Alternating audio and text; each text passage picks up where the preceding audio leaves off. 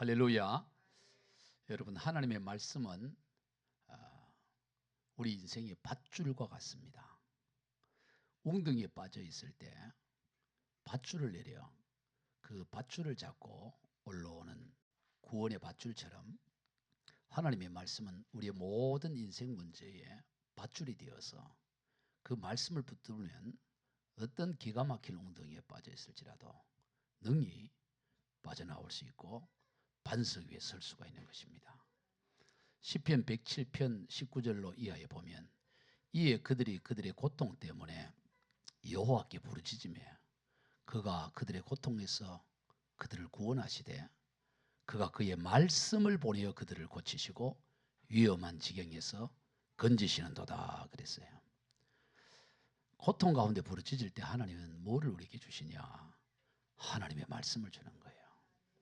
그래서 여러분, 이 시간 하나님의 말씀을 듣는 이 예배 설교의 시간이 여러분의 인생에 어떤 인생의 문제든, 그것이 건강의 문제든 어떤 삶의 문제든 그것이 여러분을 거기에서 건져내도록 하는 생명의 밧줄이 된다는 사실을 기억하고, 오늘 또 이 하나님의 말씀을 밧줄 삼아 모든 지경에서 건짐받는 삶이 되기를 축복합니다. 하나님께서는 우리의 눈과 귀를 창조하셨습니다. 그렇기 때문에 우리의 모든 것을 다 보고 계시고 우리의 모든 것을 다 듣고 계세요. 시편 94편 9절입니다. 시작. 귀를 지으시니가 듣지 아니하시랴, 눈을 만드시니가 보지 아니하시랴. 귀를 지으시기 때문에 다 듣고 계시고 눈을 만드셨기 때문에 다 보고 계시는 거예요. 여러분, 사람의 평균 시력을 1.0이라고 합니다. 이 1.0이라는 것은 6m 거리에서 정상적으로 보여져야 할 글자를 똑같이 볼 수 있을 때 시력이 1.0입니다. 평균 시력입니다. 이런 거예요. 이게 국제 기준이랍니다. 몇 미터? 6m. 그래서 우리가 시력 검사할 때 그 6m 거리에서 한쪽 눈을 가리고 글자를 이렇게 읽지요. 그렇다면 여러분, 이 동물들 가운데 가장 시력이 좋은 동물이 뭐 같으냐? 많은 이들이 독수리라고 이렇게 생각하는데 독수리보다 월등하게 시력이 좋은 게 타조랍니다. 타조는 시력이 사람의 눈으로 말하면 25.0. 우리 사람 눈 아주 밝으면 2.0 이런데 타조는 25.0이어가지고 약 10km 이상 떨어진 것도 물체를 인식할 수 있고 42.5m, 우리 요거 해봐야 12m 미터 되잖아요. 42.5m 앞에서 개미가 기어다니는 것도 볼 수가 있대요. 그 굉장한 거죠. 그런 타조의 시력, 그것을 창조하신 하나님이시니 얼마나 잘 보시겠어요. 여러분, 청력도 마찬가지예요. 우리 소곤소곤 하는 건 한 2, 3m에서 듣겠지만 큰 고함 소리는 약 2m에서 200m에서 고함을 치면 들을 수 있는 정도랍니다. 그런데 이 동물들 가운데서도 가장 멀리 들을 수 있는 동물이 코끼리라 그러는데 코끼리는 약 10km 떨어져 있는 곳에서 다른 코끼리가 걸어가는 발자국 소리를 들을 수 있대요. 여러분, 10km는 얼마나 멀어요? 그런데 코끼리는 10km 떨어져 있는 그 발자국 소리도 들을 수 있다니 굉장한 거죠. 그러니 그런 코끼리를 창조하신 하나님은 얼마나 잘 들으시겠냐 이 말이에요. 귀를 지으시니가 듣지 아니하시랴, 눈을 만드시니가 보지 아니하시랴. 하나님은 다 듣고 계시고 다 보고 계세요. 이 말은 다 알고 계신다는 것입니다.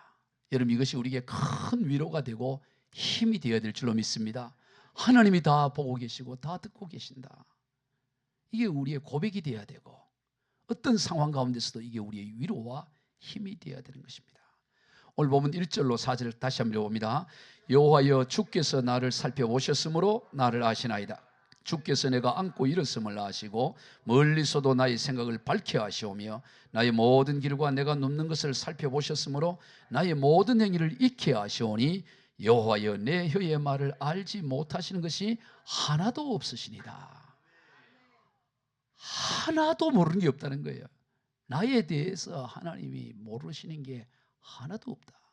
근데 사실 여러분, 오늘 우리도 우리 자신에 대해서 모르는 게 많아요. 내가 나를 다 아는 것 같지만 모르는 게 많아요. 그래서 노래도 내가 나를 모르는데, 그런 노래가 있잖아요. 그다음 뭐든지는 잘 모르겠는데, 모르는 게 많아요. 그런데 하나님은 우리를 잘 아는데 모르는 게 하나도 없으시다. 그래. 안고 일어섬을, 여러분 오늘 하루에 몇 번 안고 몇 번 일어선지 알아요? 몰라요. 근데 우리 안고 일어섬을 아시고, 심지어 멀리서도 우리의 생각까지 익히 하신다는 거예요. 여기서 안다는 것은 단순한 지식적인, 머리로 지식적인 아는 것을 의미하는 것이 아니고 전인격적인 아는 것을 말하는 거예요. 이것을 히브리어로 야다라고 하는데, 이것은 관계와 인격성 가운데서 아는 걸 말하는 거예요. 하나님은 저와 여러분을 그저 표면적으로 아는 정도뿐만 아니라 우리의 모든 심령 깊숙함까지 인격적으로 모든 걸 알고 계신다는 거예요. 우리의 생각마저도, 여러분 생각과 마음도 하나님이 창조하신 거예요. 우리가 내가 생각하고 내가 마음 먹으니까 내 거가 한 것 같지만 생각조차도 다 하나님의 창조물이에요. 우리의 눈, 코, 입을 하나님이 창조한 것처럼 우리의 생각과 마음도 하나님이 창조하셨기 때문에 하나님은 우리의 생각자도, 그래서 2절에서 나의 생각을 밝히 아시오며, 우리가 뭔 생각하고 있는지 하나님은 알고 계신다는 거예요. 누가복음 5장을 보면 사람들이 중풍병자를 들것이 싫어서 예수님 앞에 데려옵니다. 그런데 워낙 예수님 앞에 많은 사람들이 꽉 차 있어서 예수님께로 가까이 가지 못하니까 지붕으로 올라가서 지붕을 뜯어서 달아내리죠.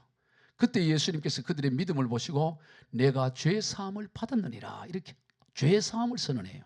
그랬더니 거기에 앉아있던 바리새인과 당시 종교 지도자들이 속으로 이런 생각을 합니다. 아니 도대체 죄를 사하는 건 하나님 한 분만이 죄를 사할 수 있는데 저 사람이 하나님을 모독하는구나, 신성 모독의 죄를 범하는구나, 그렇게 생각을 했어요. 말한 게 아니에요.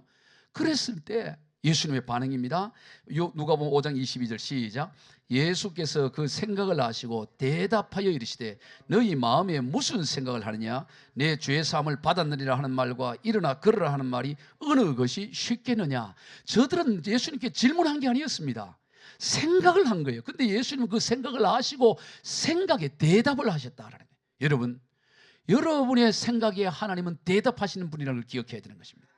우리의 말이나 행동에만 말씀하시고 대답하시는 것이 아니라 우리의 마음과 생각조차도 대답하고 계신다는 사실. 그러니 우리가 얼마나 생각을, 아유 내 생각하는 거 생각이야 마음대로, 그렇지 않아요. 누가 생각하는 거 알겠어? 마음 먹는 거 누가 알겠어? 그렇지 않습니다. 하나님은 우리의 생각과 우리의 마음을 다 아시고 그 생각에 반응하시되 대답하신다라고 말하는 거예요. 누가복음 7장에서도 한 바리새인이 예수님을 자기 집에 식탁에 초대를 합니다. 그래서 예수님께서 그 집에 상에 앉아 계실 때에 그 동네 한 창기가 와서 향유를 담은 옥합의 문을 열고 그걸 예수님께 붓고 그리고 눈물을 흘리며 자기 머리털로 예수님의 발을 씻습니다. 그랬을 때 초대를 했던 바리새인이 마음속으로, 아니 저 사람이 참된 선지자라면 저 여자가 죄인인 거 장애인 거 잘 알 텐데 저 부정한 여인이 자신을 망지고 있는 걸 왜 가만히 두고 있지? 거짓 선지자 아니야? 선지자면 그 정도는 알아야지, 이렇게 마음으로 생각을 하고 있었어요. 그때도 예수님이 어떻게 대답하냐 봅시다. 누가복음 7장 39절로 40절 시작. 예수께서 청한 바리새인이 그것을 보고 마음에 이르되 이 사람이 만일 선지자라면 자기를 만지는 이 여자가 누구며 어떠한 자 곧 죄인인 줄을 알았으리라 하거늘 예수께서 대답하여 이르시되 시몬아 내가 내게 이를 말이 있다 하시니 그가 이르되 선생님 말씀하옵소서. 마음에 이르렀는데 예수께서 대답하여 이르시되, 마음에 대답하시는 하나님, 생각에 대답하시는 하나님이에요. 우리 하나님은 우리 모든 걸 창조하셨기에 우리의 모든 것을 밝게 하시는 거예요. 어느 것 하나 숨길 것이 없어요. 히브리서 4장 13절입니다. 지으신 것이 하나도 그 앞에 나타나지 않음이 없고 우리의 결산을 받으실 이의 눈앞에 만물이 벌거벗은 것 같이 드러나느니라. 하나님 앞에 시로라기 하나 감출 수 없고 만물이 벌거벗은 것처럼 다 드러난다고 말하는 거예요. 그러니 이게 얼마나 은혜고 얼마나 감사해요. 하나님이 나를 하시는구나. 하나님이 내 형편 알고 계시는구나. 다 보고 계시는구나. 이게 우리의 위로가 힘이 되는 거예요. 우리 찬양에 보면 나를 지으신 주님 내 안에 계셔. 처음부터 내 삶은 그의 손에 있었죠. 내 이름 아시죠. 내 모든 생각도 내 눈물 그가 닦으시죠. 아멘. 내 이름 아시죠. 내 모든 생각도. 그는 내 아버지, 난 그의 소유. 내가 어디를 가든지 날 떠나지 않죠. 내 이름 아시죠. 내 모든 생각도 아바라 부를 때 그가 들으시죠. 예, 앞에는 제가 못 불러서 읽고 뒤에는 그래도 좀 부를 수 있어서 찬양을 해요. 여러분의 이름을 아십니다. 그냥 단순한 이름이 아니라 전인격을 안다 이 말이에요. 다 알고 계시는 거예요. 그러니 우리가 이제 어떻게 살아야겠어요? 하나님 다 알고 계시니 무엇보다 염려로부터의 자유예요. 따라해 봅시다. 염려로부터의 자유. 여러분, 근심과 걱정과 염려로부터의 자유해야 되는 거예요. 하나님이 다 알고 계시니, 다 보고 계시니 오늘 우리는 모든 염려로부터 자유하는 거예요. 마태복음 6장에 보면 예수님께서 공중의 새와 들의 백합화를 예로 들면서 공중의 새를 보아라. 씨를 뿌리지도 않고 거두지도 않고 곳간에 모아 들이지도 않는다. 그러나 너희 하늘 아버지께서 그것을 다 먹이시지 않냐. 너희는 저 새보다 더 귀하지 않느냐. 이번엔 백합화를 보고 저 백합화가 어떻게 자라는가 보아라. 길쌈도 하지 않고 수고도 하지 않고 그러나 온갖 영화로 입었던 솔로몬의 옷보다 더 영광스럽지 않느냐. 요즘 같으면 어떻게 할까요?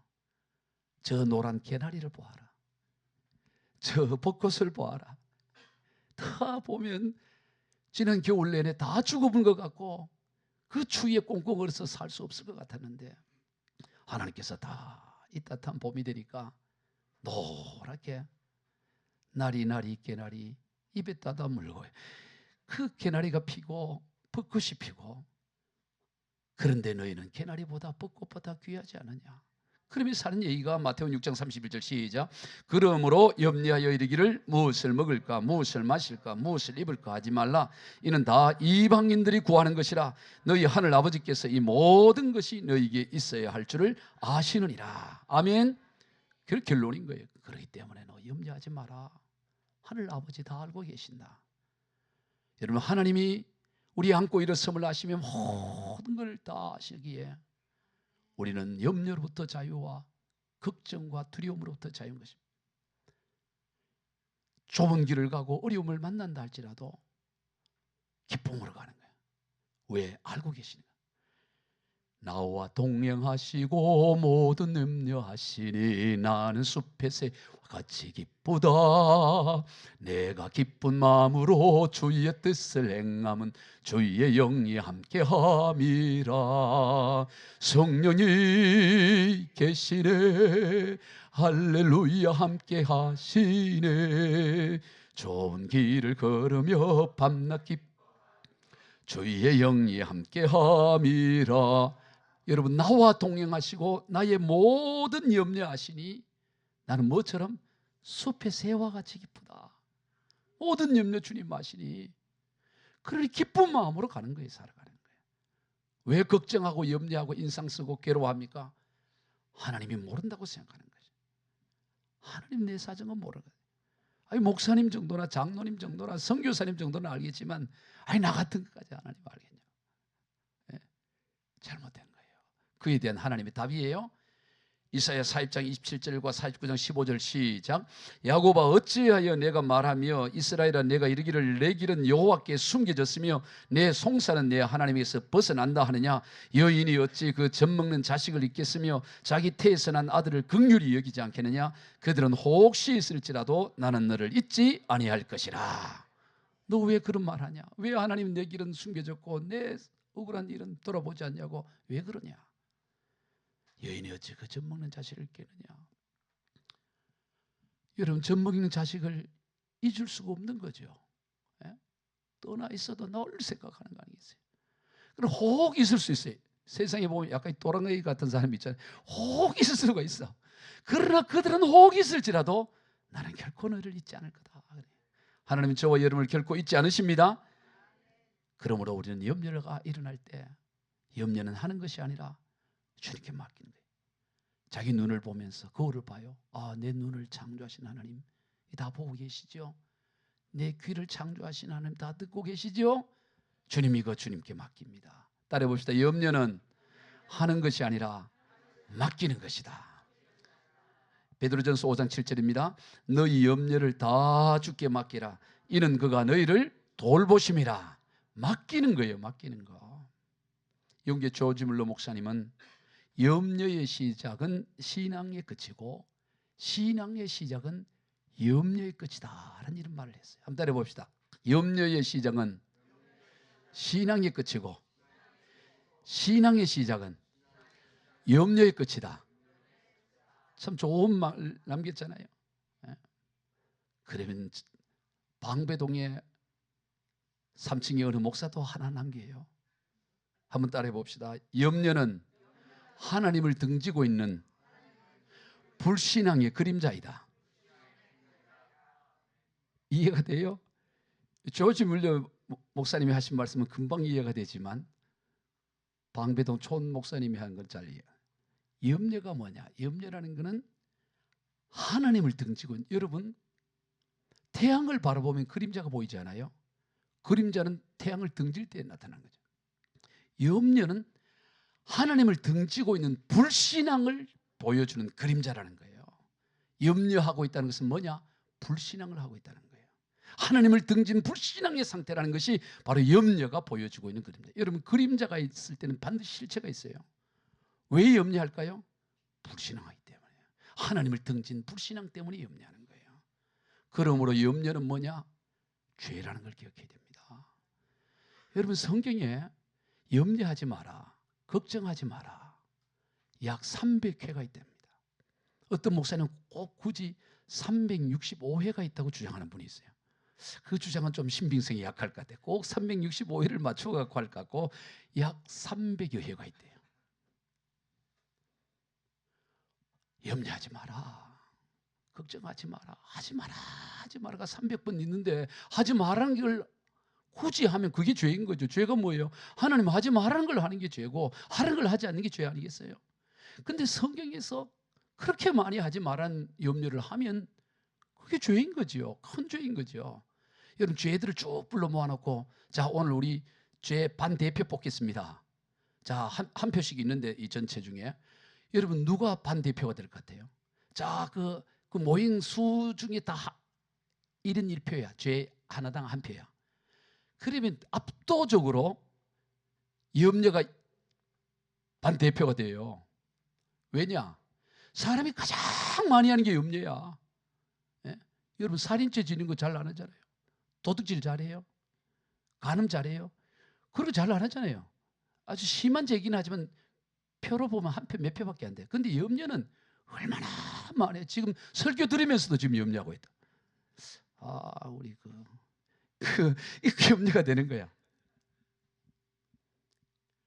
염려는 따라해봅시다. 염려는 불신앙의 죄입니다. 그러므로 죄의 대표는 염려예요. 그러므로 죄의 대표인 염려를 우리는 뭐 해야 되느냐? 회개해야 되는 거예요. 많은 사람들이 염려를 죄로 여기지 않아요. 살아가는데 다 염려하지. 염려하지 않고 걱정하지 않고 인생 어떻게 살아가? 당연시기인데. 그러니까 평생 염려하다가 살아가는 거야. 염려를 죄로 여기게 돼요. 하나님, 내가 염려에 지금 쌓여 있습니다. 하나님을 바라보고 하나님을 등진 이 염려의 죄를 용서해 주시옵소서. 염려를 놓고 회개를 해야 됩니다. 우리가 가장 많이 회개해야 될 게 뭐냐? 염려하는 죄를 회개해야 돼요. 순간순간 염려가 들어오잖아요. 그거는 하나님을 등진 모습이에요. 하나님, 내 염려를 회개합니다. 한번 회개해 보세요. 회개 안 하니까 계속 그 죄에 빠져 있는 거예요. 가장 많이 회개해야 될 부분이 뭐냐? 염려하는 거예요. 염려는 물밀듯이 옵니다. 회개해서 물리치는 거예요. 늘 회개해야 되는 거예요. 할렐루야. 하나님은 우리의 모든 걸 다 보고 계세요.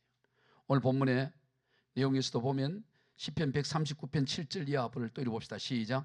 내가 주의 영을 떠나 어디로 가며 주의 앞에서 어디로 피하리까? 내가 하늘에 올라갈지라도 거기 계시며 수월에 내 자리를 펼지라도 거기 계시니다. 내가 새벽 날개를 치며 바다 끝에 가서 거주할지라도 거기 있어도 주의 손이 나를 인도하시며 주의 오른손이 나를 붙드시니다. 6절까지는 하나님이 다 알고 있다는 얘기고 7절부터 12절까지는 뭐냐? 하나님이 모든 것에 편지하신다는 거예요. 전지하시고 편지하신 거예요. 하나님은 모든 걸 다 알고 계실 뿐만 아니라 어디나 다 계시는 거예요. 하나님은 어디나 계세요. 그렇기 때문에 우리는 어디나 그 다 알고 계시는 그 하나님께 손을 내밀어 주님의 도움을 구하는 거예요. 그게 신앙인 겁니다. 예전에 스포츠 가운데 가장 인기 있었던 게 프로레슬링이었어요. 그 다음이 복싱이었습니다. 예전 목사님 어릴 때 프로레슬링 하면은 그냥 온 동네가 그 프로레슬링 보러 TV 앞에 모이고 그랬던 기억이 있습니다. 특히 박치기 왕 김일. 요 지금 저 40대 이하는 잘 모를 수 있겠네. 김일 선수 알아? 우리 성교사님 김일이 알아? 김일이 몰라? 호호. 그러면 김일 아는 사람 하면 나이 들었다는 얘기예요. 손 흔들지 마세요. 자, 이제 먹을 만큼 먹고 이제 갈 때가 됐다 이 얘기야. 그러니까 김일은 이게 뭐 최고의 슈퍼스타였어요. 목사님 세대. 김일 박치기. 그런데 이 프로레슬링을 보면 보통 2인 1조를 해요. 그래서 하다 보면 나중에 보면 이게 쇼라는 게 나중에 밝혀져요. 그 당시에 이게 쇼라는 건 상상도 못했다고. 진짜인 줄 알지 다. 나중에 누군가가 패하고 나서 자기가 저걸 해버렸다고 인터뷰를 공개를 해버렸어요. 쇼라고. 그때부터 이 프로 레슬링이 이렇게 확 떨어졌어요. 그 전까지는 정말 막 조마조마했어요. 리얼하니까. 2인 1조로 경기를 하는데 한 둘이서 하다가 이 어려움을 당하잖아요. 그러면 어떻게 하냐면 손을 뻗친다. 그러면 그 밖에 있던 같은 선수가 그 손을 터치를 해요. 그럼 들어갈 수 있어. 터치하고 들어가서 그 공격하는 사람과 또 다시 경기를 하는데 김일이가 터치했다? 그 경기 끝나는 거야. 김일이가 들어가는 수가 가서 어떻게 해요? 그냥 받치기 안에 한짝 다리를 들고 이거 한번 자료 찾아봐요. 김일 특유의 박치기가 있어. 김일 다리 한 짝을 들면서 한 번 박치기를 하면 저쪽이가 떨어진다고. 그게 끝이야 그냥. 김일 들어가면 끝나. 나는 김일 선수가 진 걸 한 번도 본 적이 없어요. 나는 어떻게 그렇게 잘하나 했더니 나중에 다 쇼였더라고. 그러니까 다 짜고 하는 거야. 진짜 그래 하면 죽지요. 정말. 여러분 신앙생활이 뭐냐? 터치하는 거야. 기도가 뭐냐? 하나님과 터치하는다고. 선수 교체하는 거야. 주님과 선수를 교체해서 주님이 들어와서 일하는 거예요. 다 보고 다 알고 언제나 함께 하시는 그 주님께 손을 내밀어서 터치하는 거. 주님. 80이 넘은 모세와 강대국이었던 바로왕이 이게 대결이 보나마나 모세가 지는 거죠. 뭐 상대가 안 되잖아요. 그러나 하나님과 모세가 터치를 하고 하나님과 바로왕은 보나마나 바로왕이 지는 거지. 그렇지 않아요? 다윗도 마찬가지입니다. 소년 다윗과 9천이 넘은 골리앗이 보나마나 다윗이 지는 거죠. 뭐 싸울 게 뭐 있어요. 그러나 다윗이 하나님과 터치하고 하나님과 골리앗 다윗은 보나마나 골리앗 다윗이 지는 거지. 여러분 신앙이 이런 거예요. 다윗의 승리가 어디냐? 터치하는 거예요. 주님 대신. 시편 16편 8절 시작. 내가 여호와를 항상 내 앞에 모시며 그가 나의 오른쪽에 계심으로 내가 흔들리지 아니하리로다. 하나님이 언제나 내 오른쪽에 있다는 거예요. 다윗은 늘 주님 앞에 있는 거예요. 그러한 인생의 또 하나의 특징은 뭐냐? 죄를 멀리하는 거예요. 죄는 모양이라도 멀리하는 거예요. 왜? 하나님이 다 알고 계시고 하나님이 다 지켜보고 계시니 죄 지을 곳이 없어요. 죄를 지을 곳이 없는 것입니다. 아니 하나님이 거기에 있는데 어떻게 내가 죄를 지어요? 하나님 보고 계시는데 그걸 믿는데 왜 죄를 지을까요?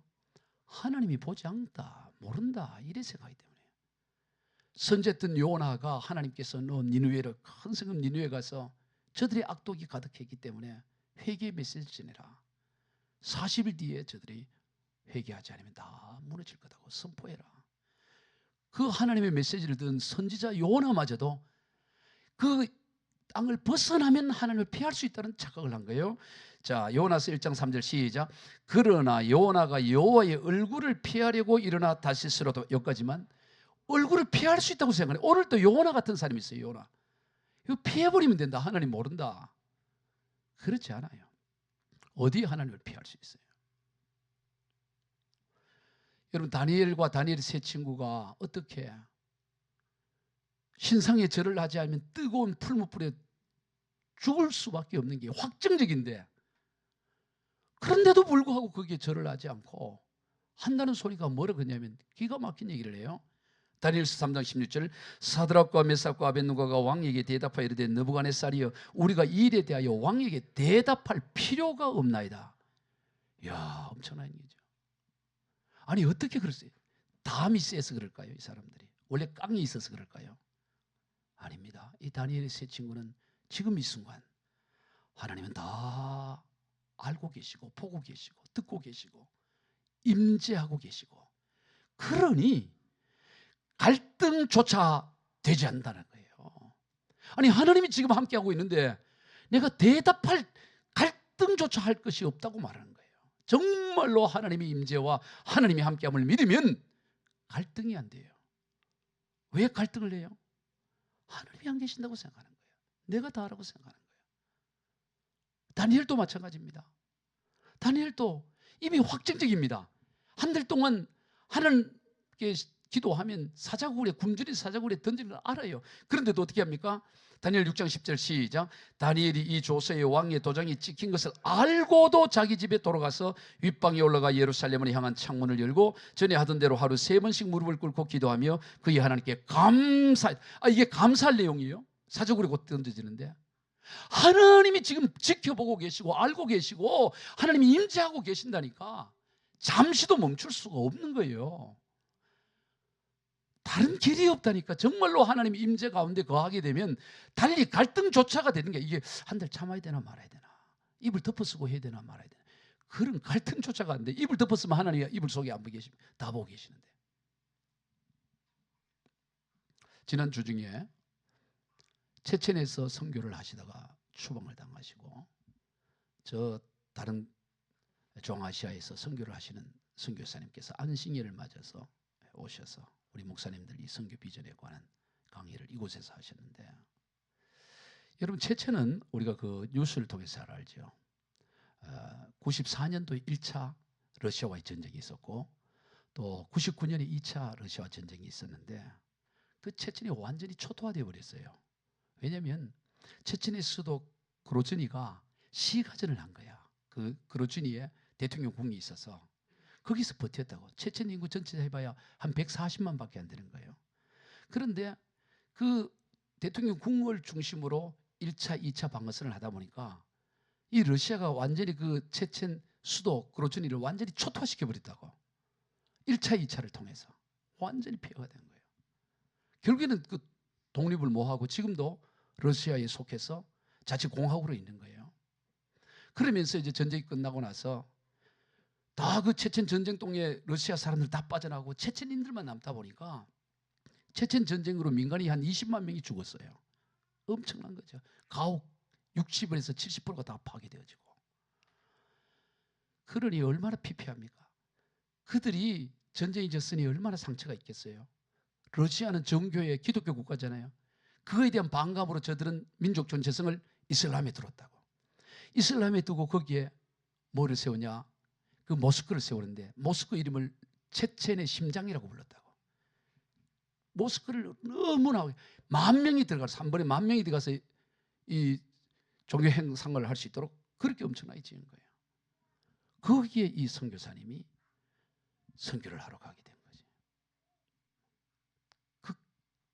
극우적인 그런 신앙을 가지고 있었던 거죠.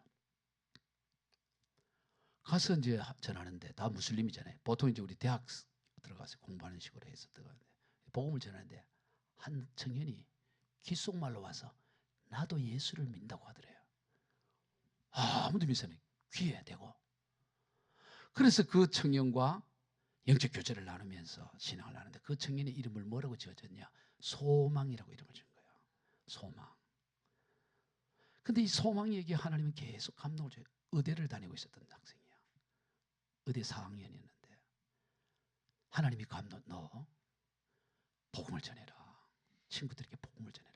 근데 복음을 전하면 있는 구조가 아니잖아요. 무슬림 아주 이 러시아에 대한 이 반감이 너무 강해가지고 이 무슬림으로 똘똘 뭉쳐 있는 거예요. 근데 거기에서 러시아가 믿는 하나님을 전한다는 건 민족 반역자로 여겨지기 때문에 선뜻 전하지 마. 근데 하나님이 계속 감동을 주는 거예요. 선교사님도 그렇게 케어를 하고. 그리고 하루날 그가 선교사님과 있다가 바닥에다가 지금 띄워주세요. 소망이라는 글자를 이 아이가 쓰는 거야. 소망. 그래서 뭐라 그러냐면 선생님 언젠가 체천에도 교회가 세워지겠지요.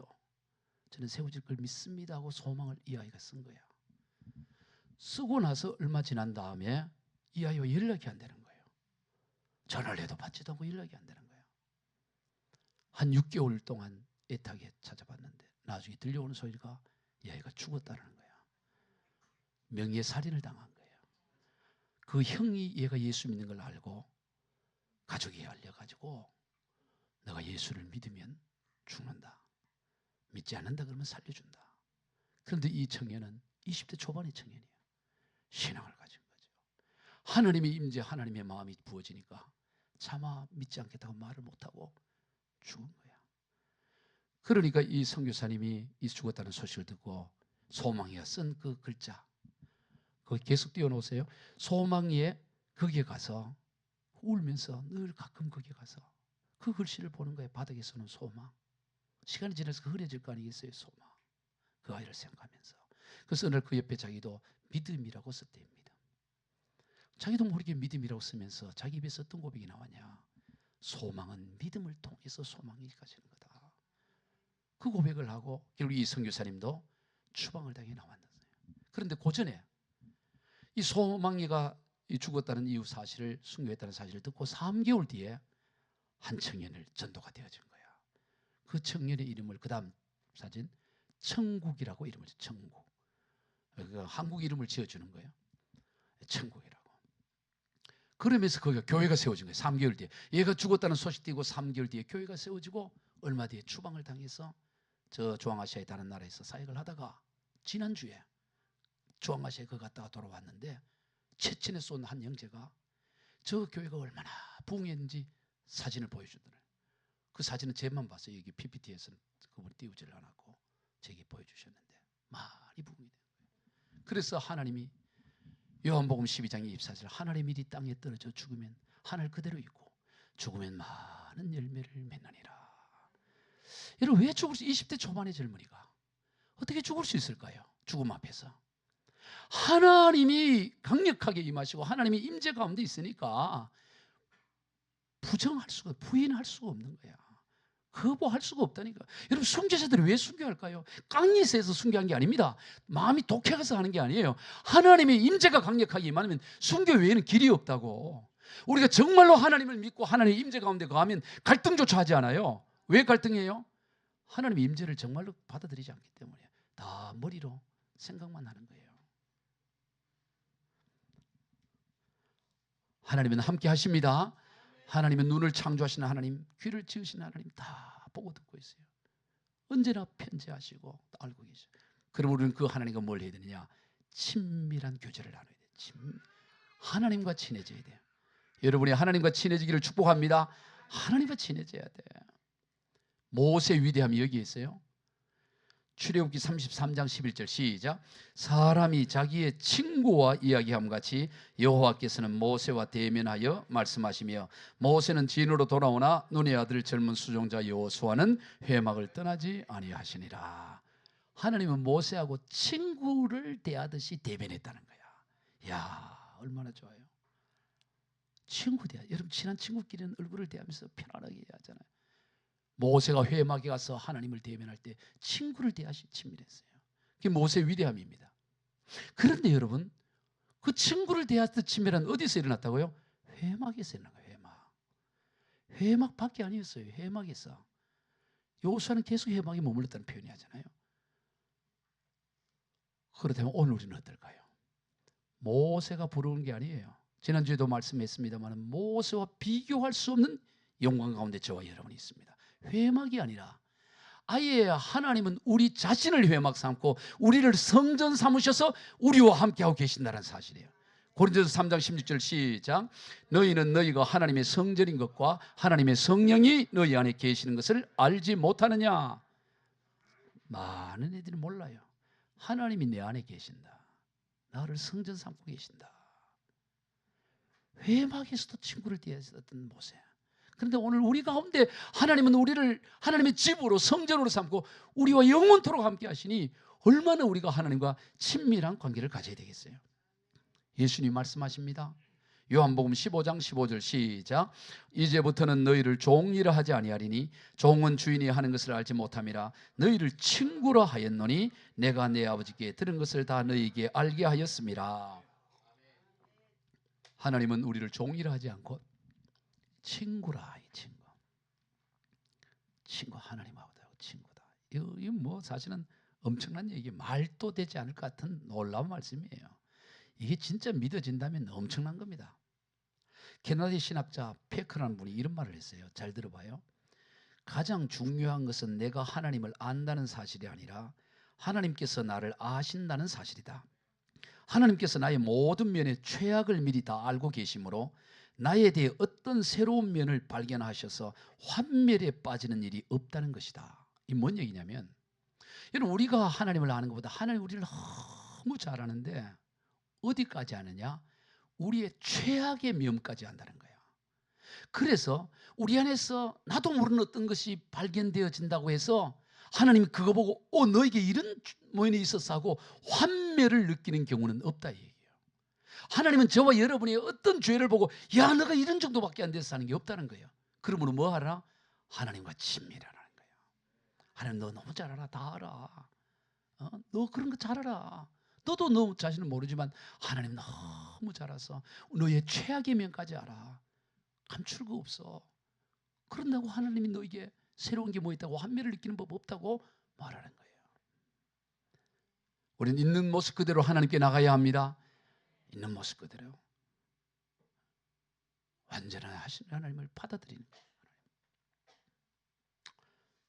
지난 주중에 코넬리아 마크가 쓴 완벽주의의 작비를 고하다라는 책을 제가 읽으면서 은혜를 받았어요.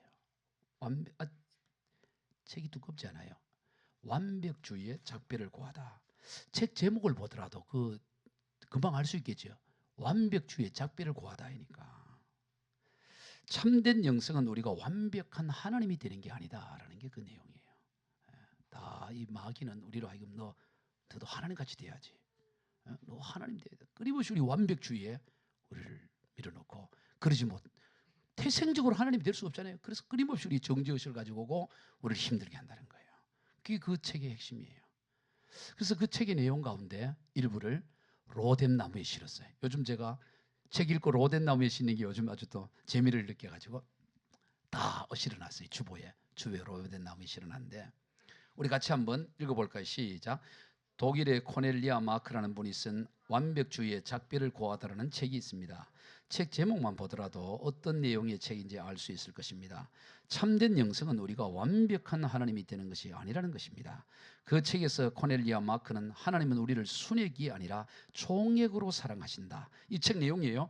총액이란 포장과 이것저것 잡다한 것을 전부 포함했다는 뜻이고 순액이라 할 때는 본질적인 내용만을 가리킨다. 우리는 하나님도 우리를 순액으로만 사랑할 것이라고 생각하기 쉽다. 다시 말해서 우리의 참된 본질을 잘 다듬고 발전시킬 때 마땅히 되어야 하는 모습에 드디어 도달했을 때 훌륭한 업적을 완수했을 때 착한 인격을 연마했을 때 기도와 헌금을 많이 할 때 더 이상 실수하지 않을 때 내 보일 수 있는 앞면을 잘 닦아 놓았을 때 하나님이 우리를 사랑하실 것이라고 생각한다. 바로 이러한 생각이 신앙생활에서도 완벽주의적인 태도를 취하도록 우리를 몰아간다. 그런데 하나님의 생각과 행동은 아주 다르다. 하나님은 우리가 하나님께서 바라시는 모습이 되기 훨씬 전부터 우리를 사랑하셨다. 우리의 포장지, 거추장스러운 짐, 끌고 다니는 잡동사니까지 다 포함해서 하나님은 우리를 총액으로 사랑하신다. 그 말은 우리가 그런 모습에 머물러야 한다는 뜻이 아니라 우리 행위가 하나님의 사랑을 얻는 조건이 아니라는 뜻이다. 야, 명문이잖아요. 하나님은 깨끗하고 이런 것만 사랑한 게 아니라 우리에게는 잡동사니 부족한 거 허물, 우리가 어떤 단계에 이르기 전에 이미 하나님이 우리를 미리 사랑하신 거예요. 총력으로 우리를 사랑해요. 하나님은 우리의 모든 형편을 다 알고 계셔요. 다 보고 계셔요. 있는 모습을 그대로 하나님 우리를 사랑하십니다. 있는 모습 그대로 다 보고 어디나 임재하시며, 하나님 사랑의 눈으로 너를 어느 때나 바라보시고, 하나님 인자한 귀로서 언제나 너에게 기울이시니 어두움에 밝은 빛을 비춰주시고 너의 작은 신음에도 응답하시니, 너는 어느 곳에 있든 주를 향하고 주만 바라볼지라. 아멘. 여러분, 하나님이 사랑의 눈으로 어느 때는 우리를 바라보시고 인자한 귀로 우리의 귀를 기울이시니, 그럼 우리 뭘 해야 될 거냐? 너는 어느 곳에 있든지 주를 향하고 주만 바라볼지라. 주님을 바라보는 삶인 거예요. 우리 모두 그러한 인생이 다 되시길 주 예수 그리스도 이름으로 축복합니다. 기도하겠습니다. 하나님 아버지, 감사합니다. 우리를 사랑하시되 우리 모든 허물과 연약함까지 다 아시며 다 보고 계심에도 불구하고 우리의 모든 죄악의 면까지 다 사랑하시고 불쌍히 여기시고 인자한 귀로 들으시고 사랑의 눈으로 살펴보시는 이 놀라운 하나님의 은혜 앞에 언제나 주님만 바라보며 하나님이여 염려로부터 자유함을 누리며 하나님과 친밀한 교제를 나누며 언제나 손을 뻗어 하나님의 도움으로 하나님과 손을 터치하며 나가는 복된 인생 되게 주여 축복하여 주옵소서. 예수님의 이름으로 기도드리옵나이다. 아멘.